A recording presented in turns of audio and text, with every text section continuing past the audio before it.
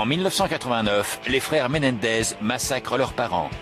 C'est l'exemple même de ces enfants riches qui tournent mal.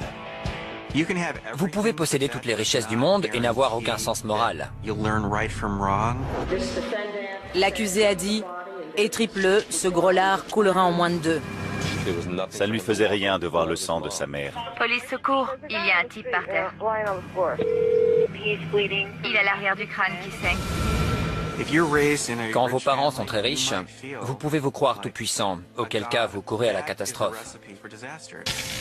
Bienvenue dans les enquêtes de I, ces enfants riches qui tuent.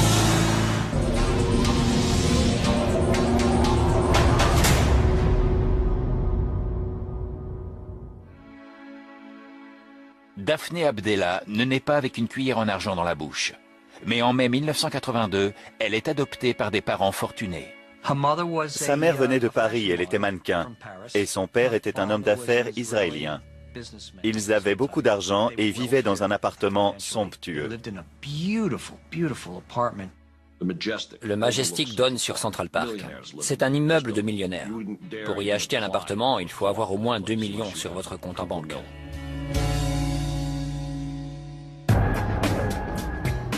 Malgré tout cet argent, Daphné s'attire des ennuis. Ils avaient beau la couvrir de cadeaux, elle a commencé à boire et à se droguer très tôt. Elle est partie en cure de désintoxication alors qu'elle n'avait même pas 15 ans. Et elle s'est fait renvoyer de Loyola, un lycée jésuite très prestigieux. Il n'y avait que son avis qui comptait. Elle se fichait des autres. De toute évidence, cette gamine a des problèmes.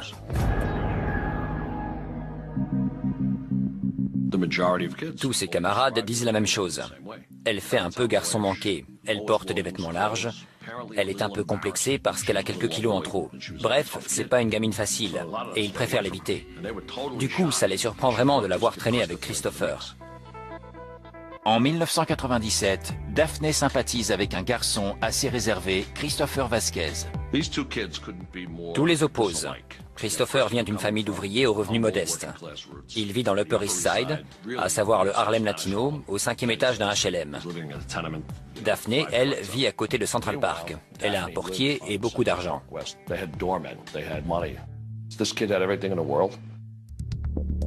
Les deux adolescents se retrouvent souvent l'après-midi pour traîner en ville et faire du roller dans Central Park. C'est d'ailleurs le cas le 22 mai 1997. Mais ce soir-là, selon les rapports de police, Daphné ne rentre pas chez elle. À minuit 49, Angelo Abdella décide d'appeler la police. Son père se fait un sang d'encre parce qu'elle est introuvable. Le père accueille les policiers dans l'entrée de l'immeuble.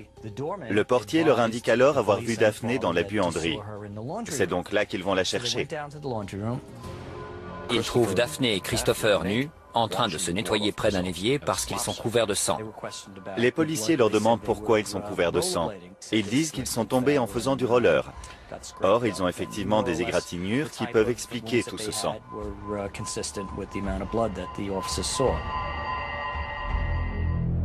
Pour la police, l'affaire est close. Daphné remonte chez elle et la mère de Christopher vient chercher son fils. Mais une demi-heure plus tard, les secours reçoivent un appel étrange. Une jeune femme prétend avoir aperçu un corps dans le lac de Central Park. Bien entendu, le standard affiche la provenance de cet appel. Les policiers sont étonnés de voir l'adresse qui s'affiche. C'est à l'angle de Central Park West et de la 72e rue. Et c'est le même nom que la disparition signalée un peu plus tôt. Une sacrée coïncidence. C'est Daphné qui vient d'appeler les secours pour leur indiquer qu'il y a un corps dans le lac de Central Park. La police retourne donc au Majestic. À ce moment-là, l'adolescente de 15 ans les mène à un belvédère au bord du lac et leur montre un corps. J'ai été inspecteur pendant 20 ans et je n'oublierai jamais cette affaire.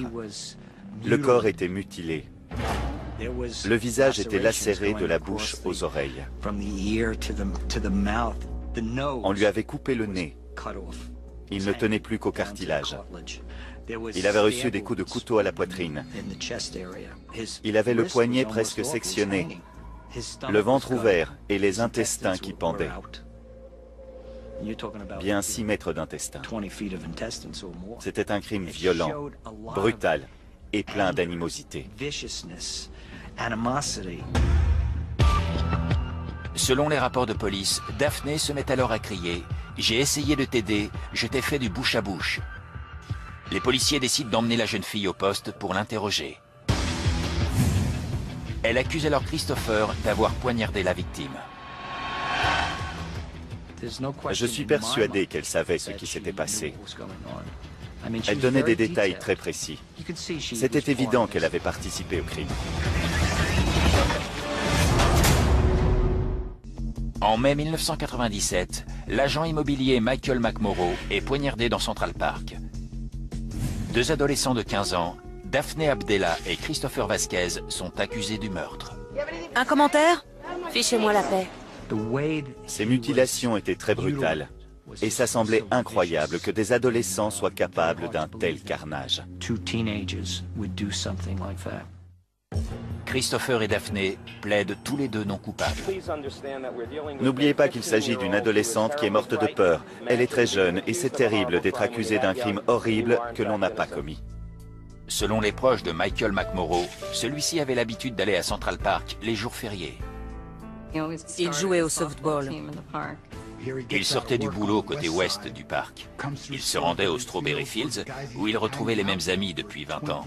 Il buvait un coup avec eux, puis traversait le parc pour rentrer chez lui, dans l'East Side.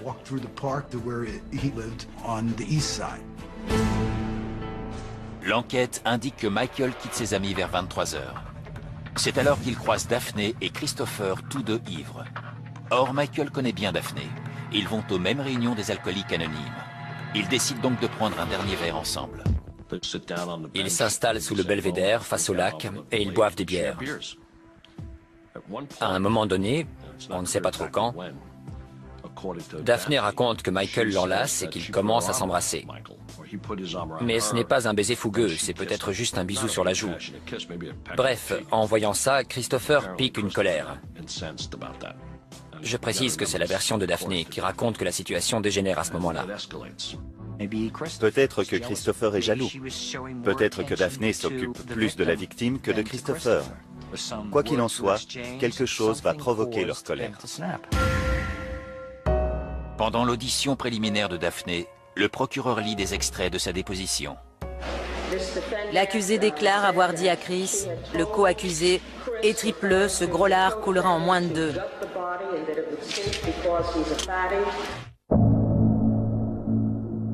Par la suite, Daphné avouera avoir donné un coup de roller à Michael pour le faire tomber. Mais elle continue d'affirmer que c'est Christopher qui l'a poignardé. Je ne comprenais pas qu'on soit capable d'une telle cruauté.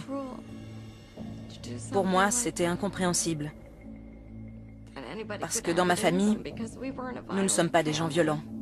Les enquêteurs se sont demandé ce que Michael faisait dans le parc à cette heure-là. Et pourquoi il traînait avec ces deux gamins. Certaines personnes ont dit qu'il était là pour avoir des relations homosexuelles ou que c'était un pédophile. Mais on n'y a pas cru du tout.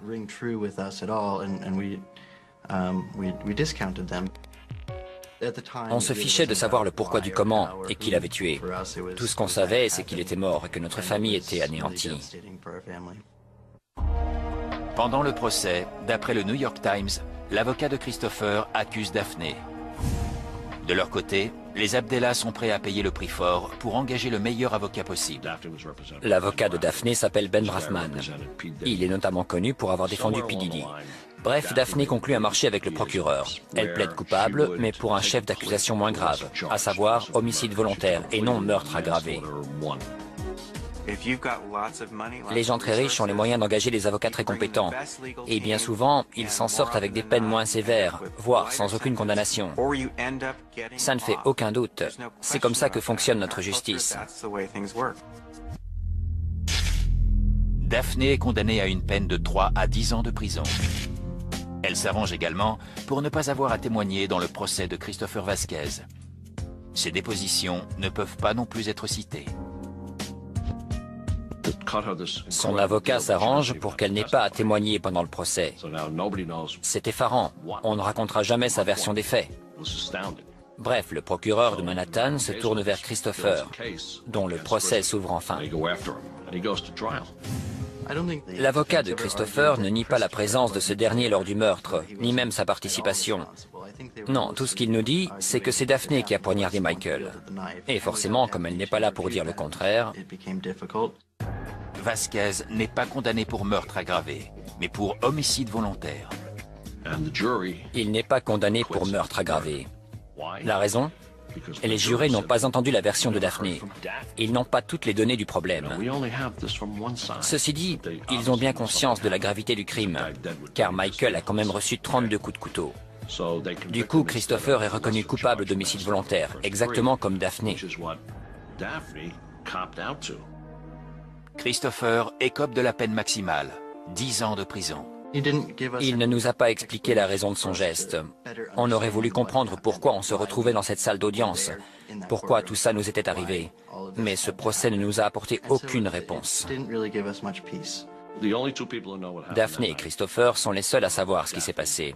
On ne le découvrira jamais.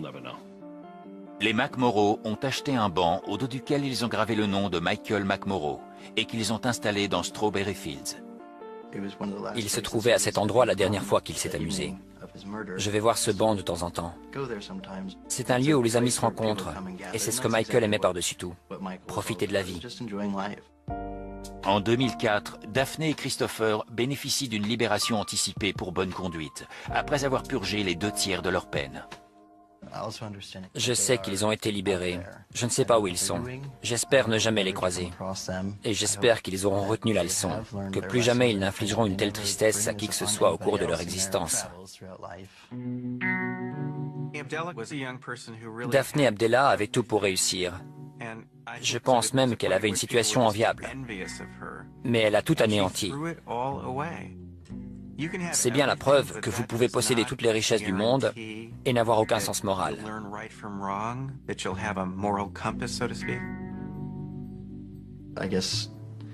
À l'époque, j'avais des idées bien précises à propos des meurtriers, mais cette histoire m'a fait changer d'avis. Ça m'a fait réfléchir parce qu'au fond, la violence est tout autour de nous. N'importe qui peut être un meurtrier.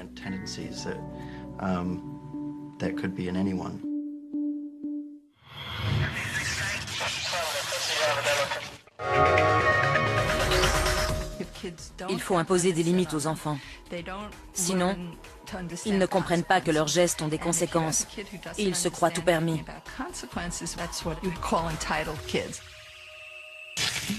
Au début des années 1980, l'homme d'affaires Dale Ewell fait fortune dans la vallée californienne. Dale était parti de rien, mais il avait bâti une société d'aéronautique qui était devenue une grande entreprise.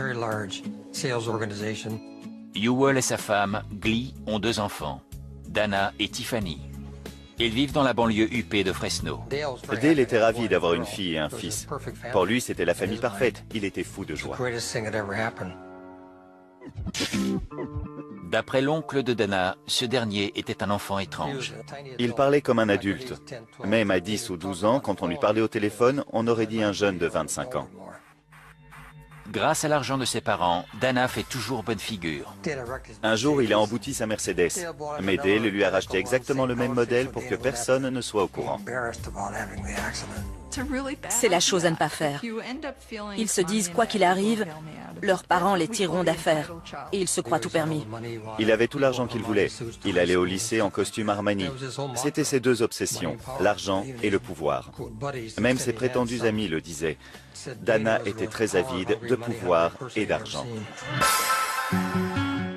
En 1990, Dana part étudier la finance à l'université de Santa Clara. Il y fait la connaissance de Monica Zent, elle-même étudiante. Au printemps 1992, leurs parents se rencontrent le temps d'un week-end dans la résidence de bord de mer des Ewell, près de Monterey. Le samedi soir, ils ont dîné ensemble. Et puis ils ont fait des parties de tennis et ce genre de choses. Le lendemain, le dimanche de Pâques, les Ewell repartent pour Fresno. Quant à Dana et Monica, ils passent la soirée avec les parents de cette dernière avant de retourner à Santa Clara. Mais le lundi, quand l'employé de maison des Ewell vient travailler, elle fait une découverte macabre. Dale, Glee et Tiffany sont tous les 3 morts, abattus de plusieurs balles. Il s'agit vraisemblablement des Ewell qui habitent dans cette maison. Le corps de Tiffany se trouvait dans le séjour. Elle était face contre terre, les mains sous le corps. Dale se trouvait dans le couloir entre le bureau et la chambre de Dana. Il y avait des journaux par terre à côté de lui. Et Glee était dans le bureau. Elle avait reçu plusieurs balles, alors que Dale et Tiffany avaient chacun reçu une balle à l'arrière du crâne. Le tueur voulait nous faire croire à un cambriolage qui avait mal tourné. Mais l'un de mes coéquipiers a tout de suite vu que c'était une mise en scène. Par terre, on a retrouvé une thé d'oreiller ou un drap rempli d'objets, mais ils auraient été impossibles à revendre. Il y avait des bijoux de fabrication unique, une vieille stéréo. Pas le genre de butin qui attire les cambrioleurs dans ce quartier.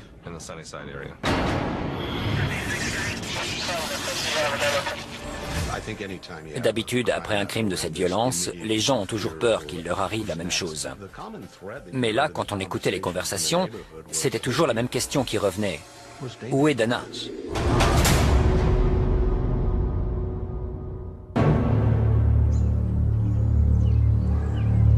En 1992, Dale et Glee Ewell, ainsi que leur fille de 24 ans Tiffany, sont assassinés dans leur grande maison. La police n'a pas beaucoup de pistes. Elle interroge donc l'unique membre de la famille qui soit encore en vie, Dana, alors âgée de 20 ans. Je ne comprends pas que mes parents se soient fait tuer. Je ne comprends pas toute cette histoire, mais ils sont morts. Ce dimanche-là, Dana et sa petite amie Monica ont passé la journée avec les Ewell, avant de retourner sur le campus de Santa Clara, à côté de San Francisco. Dimanche matin, j'ai fait une partie de tennis avec mon père, puis on s'est tous baladés sur la plage. Il était impassible. On s'attend à plus d'émotivité de la part de quelqu'un qui vient de perdre ses parents et sa sœur. Ce mardi-là, alors que les corps ont été découverts la veille, Dana revient dans la maison de ses parents, accompagnée de son oncle Richard et des shérifs adjoints. Dana n'était pas sous le choc, ni effondrée. Ça ne lui faisait rien de voir le sang de sa sœur, ni de sa mère. Ce n'est pas normal pour quelqu'un qui vient de perdre sa famille. Selon les rapports de police, lorsque la famille se réunit pour la lecture du testament, Dana perd son sang-froid. Mon frère Ben a lu le testament et il a expliqué à Dana « Tu récupères la moitié de l'argent maintenant et l'autre moitié quand tu auras 25 ans. Puis tu hériteras de la moitié des biens à 30 ans et du reste à 35 ans. » Dana s'est levée d'un bond. Il était furieux. Pourquoi mon père aurait fait une chose pareille? Ça n'a aucun sens. À ce moment-là, je lui ai dit « Toute ta famille vient de se faire tuer et toi tu penses à ton héritage ?» Le 25 avril, une messe est dite pour Dale, Glee et Tiffany. Nous nous sommes tous recueillis. C'était une très belle messe, compte tenu des circonstances. Dana était très agité et il plaisantait. Il n'avait pas l'air triste. Comment pouvait-il être aussi détaché? Est-ce qu'il y était pour quelque chose? Face à l'attitude de Dana, ses oncles décident de prévenir la police. Ils trouvaient son comportement étrange parce qu'il n'avait pas l'air triste. Mais on avait d'autres pistes que l'on devait également écarter. Par exemple, dans sa jeunesse, Glee avait travaillé pour la CIA. Il fallait étudier cette possibilité. Ils ont examiné les collaborateurs de Dale. Ce dernier était dur en affaires, donc professionnellement, ça ne devait pas toujours bien se passer. On a fouillé toutes ces pistes au maximum, mais en fin de compte, on en revient toujours au b.a.-ba de l'enquête criminelle. À qui profite la mort de ces trois personnes? La réponse est évidente, à l'unique héritier encore en vie, Dana.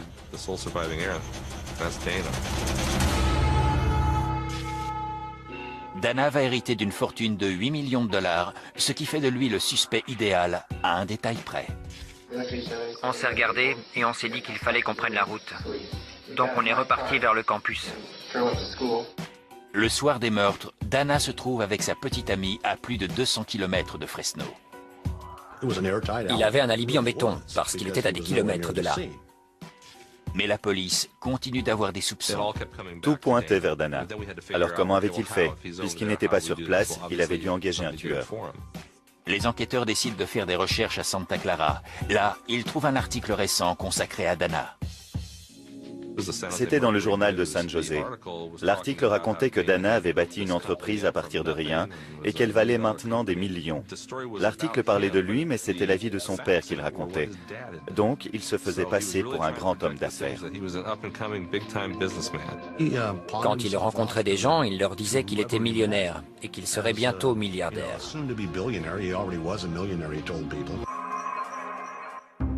Mais ce n'est pas tout. Les policiers vont trouver un autre élément pour le moins troublant. Contre toute attente, Dana s'est lié d'amitié avec un ancien camarade, Joel Radovjic. Ce qui nous a interpellés, c'est qu'ils étaient à l'opposé l'un de l'autre. Dana était très soigné, il aimait l'argent, il conduisait une Mercedes. Joel, lui, c'était plutôt un tir au flanc. Joel termine ses études en décembre 1991, 4 mois avant les meurtres. Au moment de l'enquête, il habite dans la banlieue ouest de Los Angeles où les policiers vont l'interroger. La première fois qu'on l'a interrogé, Joel nous a dit qu'il ne connaissait pas Dana. Il n'était pas au courant de l'affaire et il avait un alibi. Il se trouvait au garage Amrix, dans le quartier de Reseda. Il était catégorique. Vous faisiez quoi? Je regardais la télé, je dépassais les voitures.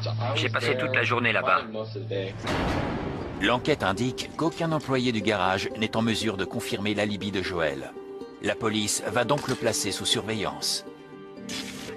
Il a été vu chez Dana. Il a même passé la nuit là-bas.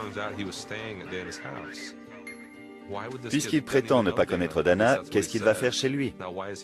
De toute évidence, il nous cache quelque chose. Les deux jeunes gens ignorent qu'ils sont sous surveillance. Ils ont été vus dans la même voiture.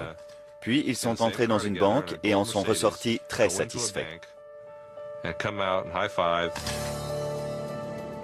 Les inspecteurs continuent de suivre Joel. On s'est aperçu qu'il apprenait à piloter un hélicoptère. Il s'est avéré qu'il payait ses cours avec des billets de $100 tout neufs. Où est-ce qu'il trouvait cet argent? À ce moment-là, Dana n'avait pas encore touché son héritage, mais il gérait l'argent de sa grand-mère. En effet, Dale et Glee ont placé $400 000 sur un compte pour la grand-mère de Dana. Il retirait régulièrement de l'argent de ce compte et quelques jours plus tard, Joel Radovjic payait une somme similaire pour ses cours de pilotage.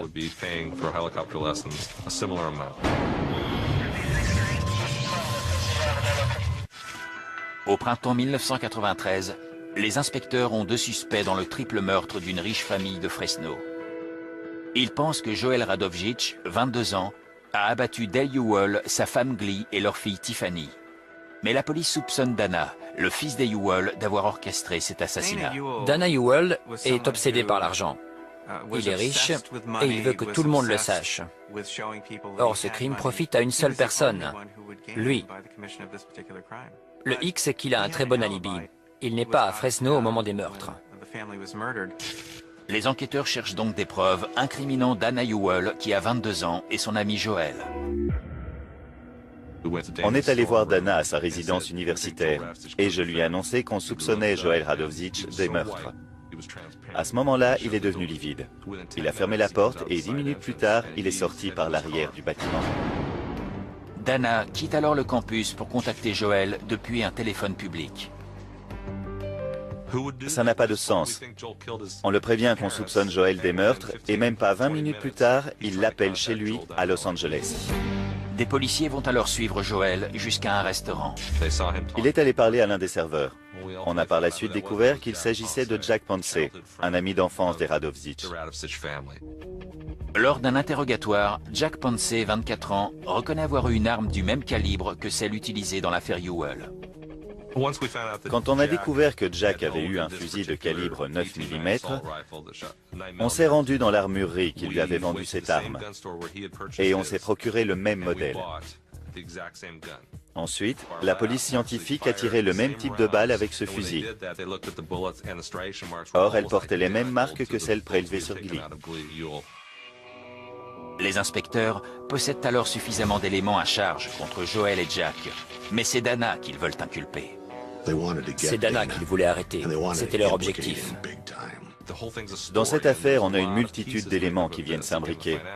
L'aspect financier, les photos, le fait que Dana et Joel ont été vus ensemble, les appels téléphoniques. On a donc décidé de retracer toute la chronologie. On a pris un énorme rouleau de papier, on y a tracé une longue ligne, et puis on y a inscrit les différents éléments par ordre chronologique. En mars 1995, presque 3 ans après les meurtres, le procureur émet un mandat d'arrêt contre Dana Ewell, Joel Radovjic et Jack Ponce. On a décidé d'arrêter Jack Ponce en premier, parce qu'on pensait qu'il n'avait pas vraiment participé et que par conséquent, il serait plus bavard que les autres. Pour échapper à une condamnation pour meurtre, Jack passe aux aveux. Jack nous a avoué que Joel lui avait demandé de lui acheter une arme. Puis par la suite, Joel lui avait tout raconté et lui avait confié un sac contenant une arme démontée. Ils l'ont jeté par petits bouts le long de l'autoroute entre Los Angeles et Fresno. Jack nous a montré tous les endroits où il avait jeté des pièces de l'arme, mais on n'a rien trouvé, sauf au dernier emplacement, un terrain vague où il avait enterré le canon. J'étais au milieu de ce terrain vague et je lui ai demandé où il l'avait enterré. Il m'a répondu « par ici ». Effectivement, le canon était juste sous nos pieds. On n'a presque pas eu à creuser. Cette découverte, c'était très important dans cette affaire. On allait pouvoir coincer les deux autres. Joel Radovjic est arrêté le 1er mars. Dana se rend à la police le lendemain. Tous deux sont inculpés pour triple meurtre avec préméditation. Les autorités bloquent les comptes de Dana, dont la défense sera confiée à un avocat commis d'office. Nous allons assurer la meilleure défense possible pour M. Ewell. Le 7 avril 1995, Joel et Dana plaident tous les deux non coupables.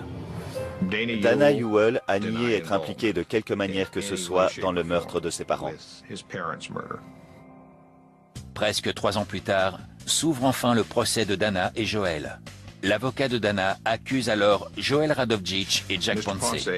Monsieur Ponce a avoué avoir acheté le fusil et enterré le canon. Ils ont affirmé que Joel avait préparé ce meurtre tout seul, avec Jack. Mais le procureur va appeler Jack Ponce à la barre. Jack a décidé de conclure un marché avec le procureur et il a raconté tout ce que Joel et Dana lui avaient demandé de faire. En échange de son témoignage, Jack Ponce bénéficie d'un non-lieu. De plus, les jurés croient son témoignage.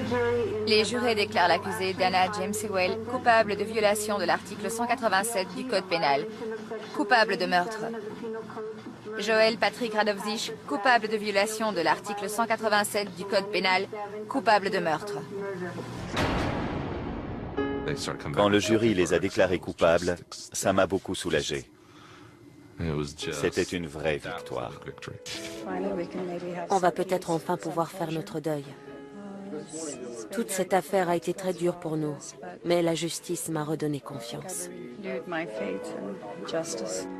On a tous ressenti à la fois de la tristesse et du soulagement. Ce verdict n'allait pas nous rendre Dale, Glee et Tiffany, mais au moins on pouvait se dire que le coupable allait payer.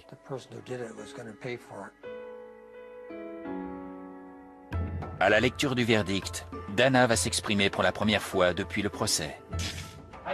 J'aimais mes parents et ma sœur de tout mon cœur. Nous étions très proches et heureux. J'aimerais pouvoir quitter cette salle et aller retrouver mon père, ma mère et ma sœur pour toujours. Dana et Joel sont condamnés à la perpétuité sans possibilité de libération anticipée. Ça ne l'a pas fait pleurer. D'ailleurs, on n'a jamais vu Dana Ewell verser la moindre larme. Enfin, peut-être que quand il a passé sa première nuit dans la prison de Corcoran, il a enfin pleuré. Contacté par notre équipe, Dana continue de clamer son innocence. Il déclare « La police a voulu me faire passer pour un fils avide de richesse et d'héritage, et elle a passé 3 ans à monter un dossier contre moi, alors que je suis innocent. Par conséquent, le jury m'a condamné sans connaître tous les éléments de l'affaire. » L'argent peut vous monter à la tête. Et quand cela devient une obsession, on perd tout sens moral, même au point de commettre un meurtre. Et apparemment, c'est ce qui s'est passé ici. C'est particulièrement cruel de tuer une famille chez elle, de sang-froid, le dimanche de Pâques. L'avidité est un défaut terrible. Nous voudrions pouvoir remonter le temps et empêcher ce crime. Mais c'est impossible.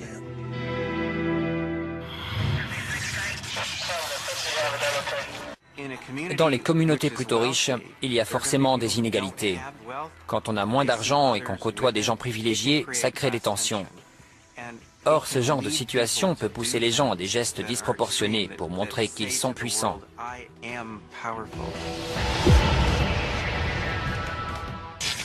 La Joya en Californie.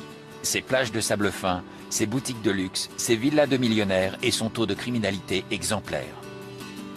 On est début 2007 et la ville n'a pas connu un meurtre depuis 5 ans. La Joya est l'une des villes les plus riches des États-Unis. Elle porte bien son nom, qui veut dire joyau en espagnol. Les stars de cinéma y achètent des résidences secondaires. C'est une banlieue très sélecte de San Diego. Mais la petite ville n'accueille pas que des millionnaires. Seth Cravens est issu d'une famille mormon de la classe moyenne. Il a 13 frères et sœurs. Il a un air de petit vaurien. C'est le genre d'ado qui semble toujours immature. Et sur le terrain de football, Seth ne fait pas semblant. Il mesurait 1,82 m pour 100 kg, donc il avait une sacrée corpulence. Sur le terrain, il était plutôt du genre à ruer dans les brancards. Il ne reculait pas face aux adversaires. Il baissait la tête et il fonçait. Avec 4 de ses amis, Seth forme la bande du Rocher aux Oiseaux, en référence à une île de la région. Les 5 jeunes gens se font une réputation de voyous. Quand ils sont arrivés au lycée, ils avaient tous des comportements à problème. Ils étaient bagarreurs. C'était des fêtards. Ils boivent beaucoup, ils font la fête. Ils se font virer des boîtes parce qu'ils frappent les gens qui sont en train de danser. Mais ça fait partie de l'image qu'ils veulent se donner en tant que bande. J'allais dans le même lycée qu'eux, et c'était des brutes. Ils me raquettaient, ils tabassaient mes amis.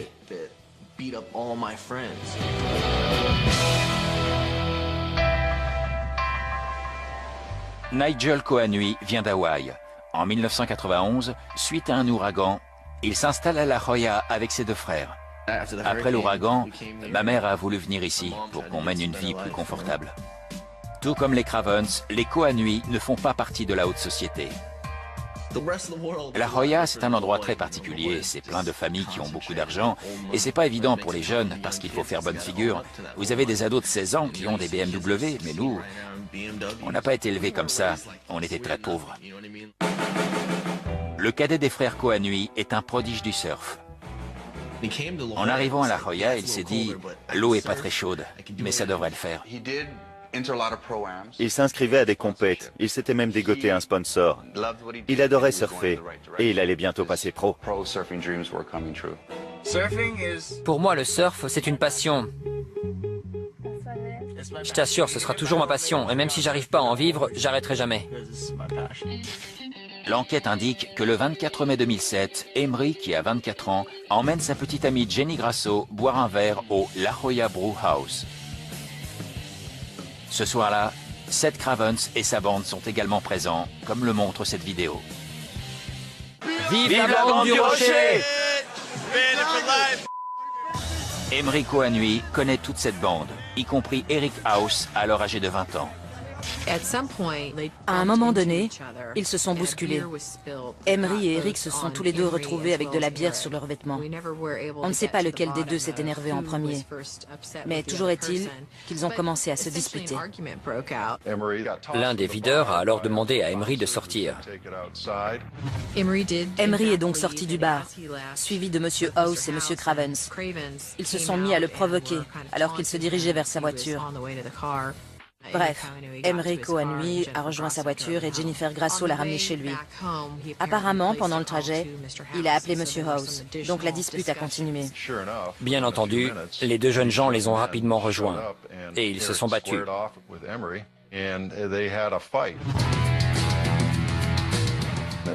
Selon la police, Emery a pris le dessus sur Eric House. Il lui a même cassé une dent. Le reste de la bande vient à la rescousse d'Eric, suite à quoi Emery se retrouve à terre. Emery réussit enfin à se relever.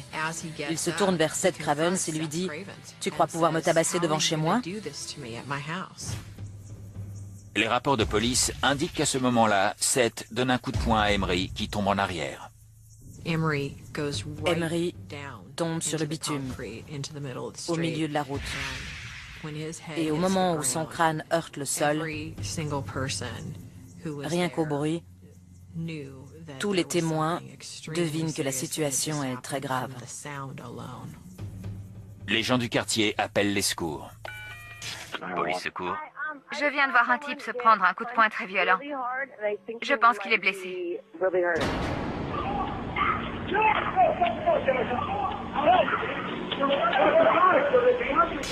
Police secours. Il y a un type par terre. Il a l'arrière du crâne qui saigne. Voyant qu'Emery a perdu connaissance, toute la bande s'enfuit, à une exception près. L'un des suspects est resté sur les lieux du crime, Eric House. Il semblerait qu'il ait perdu une dent pendant la bagarre. Et tandis que les autres prenaient la fuite, il est resté sur place, suite à quoi il a été placé en garde à vue. Le 25 mai 2007, au petit matin, une bagarre éclate entre Emery Coanui, alors âgé de 24 ans, et 5 autres jeunes gens de la ville côtière huppée de La Joya en Californie. Les rapports de police indiquent qu'après avoir reçu un coup de poing de Seth Cravens, 21 ans, Emery se retrouve à l'hôpital avec 3 fractures crâniennes. En plein milieu de la nuit, on m'annonce que mon frère est dans le coma. Quand je l'ai vu sur son lit d'hôpital, j'ai pas arrêté de me demander comment, dans une ville aussi riche, quelqu'un pouvait faire ça.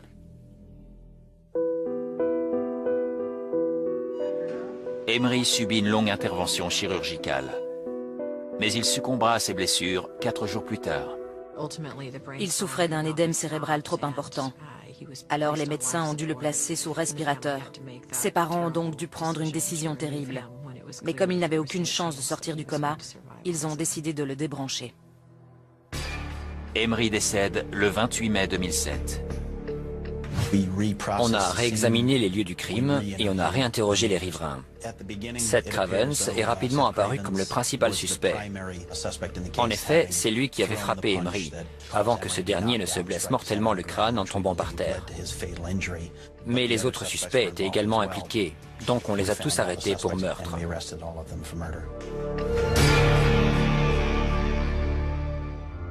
Seth Cravens, Eric House, Matthew Yonke et Orlando Osuna font partie de la bande du Rocher aux Oiseaux. Ils sont tous les 4 inculpés pour homicide volontaire. Un autre de leurs amis, Hank Hendricks, sera par la suite accusé du même chef d'inculpation. C'était complètement dingue de voir que ces gamins qui avaient grandi dans un milieu aussi privilégié se retrouvaient mêlés à un meurtre. Peut-être qu'ils utilisaient la violence comme marque de puissance à la place de l'argent. C'est possible. Parallèlement, les proches d'Emery organisent une cérémonie en son honneur, selon la tradition hawaïenne. Ils ont organisé une cérémonie très émouvante. Au moment du coucher de soleil, ils sont tous allés à la mer sur une planche de surf et ils ont formé un cercle. Ils ont jeté des fleurs à l'eau et ils ont prié pour lui. Ils lui ont dit « Aloha ». Ses amis nous ont raconté des anecdotes. C'était super. Le 27 juin 2008, 4 des 5 accusés négocient un chef d'inculpation réduit. Osuna, House et Yonke plaident coupables d'homicide involontaire. House et Yonke sont condamnés à 210 jours dans la prison de San Diego. Osuna, lui, écope de 349 jours. Quant à Hendricks, il plaide coupable de complicité après les faits, ce qui lui vaut 90 jours de prison. Les 4 peines sont assorties d'une mise à l'épreuve de 3 ans, mais Cravens, auteur du coup fatal, ne bénéficie pas des mêmes conditions. Il ne risquait pas de négocier avec Seth Cravens. Il faisait une fixation sur lui. Le procès de Seth s'ouvre le 27 octobre 2008. Entre-temps, la police découvre qu'avec sa bande, il est impliqué dans d'autres altercations. Les médias ont beaucoup relayé l'affaire. Et du coup, on a commencé à recevoir une multitude d'appels de gens qui avaient été agressés par les suspects. Et puis, en réexaminant certaines plaintes, je me suis rendu compte que les agresseurs correspondaient à cette bande. En plus du meurtre d'Emery, Seth Craven s'est retrouvé accusé de 10 agressions supplémentaires. L'argument du procureur, c'était que ses penchants pour la violence indiquaient un comportement malveillant. En fait, pendant le procès, on a cherché à déterminer les intentions de Seth Cravens au moment où il a porté le coup fatal. Or, c'était un geste impulsif. Il n'avait pas l'intention de tuer la victime. Depuis le début, la défense a expliqué que ça pouvait arriver à tout le monde. Je comprends bien leur argument, mais ce n'était pas la première fois que Seth Cravens frappait quelqu'un. Et cette fois-ci, ça s'est très mal terminé. Les jurés ne risquent pas d'éprouver de la compassion pour lui. Un jeune homme a été tué, ses proches sont dans la salle, et les accusés sont des délinquants notoires. Le 18 novembre 2008, les jurés annoncent leur verdict. Seth Cravens est reconnu coupable d'homicide volontaire et de 7 autres chefs d'inculpation. Le jeune homme de 23 ans est condamné à 20 ans d'emprisonnement. C'était une manière de mettre un terme à un comportement violent.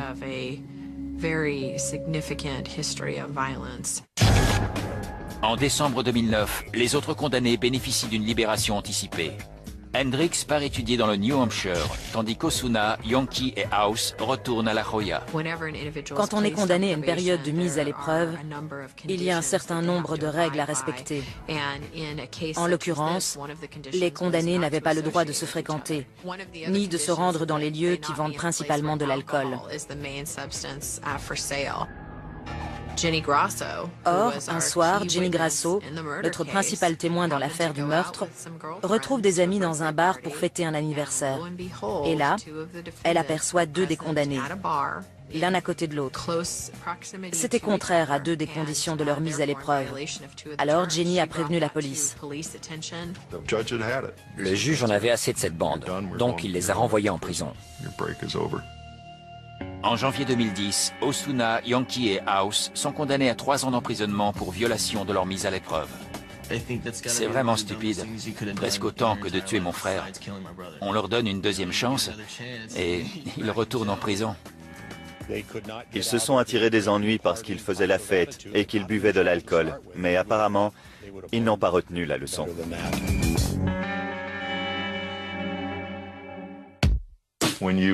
Quand on est confronté à ce genre de comportement anormal, violent, haineux et malveillant, on cherche une explication. Ils n'ont pas fait ça pour l'argent.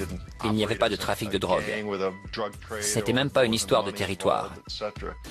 Simplement, ils voulaient passer pour des caïds. Et ils aimaient la sensation que leur procurait le fait de frapper quelqu'un au visage. C'est la seule raison.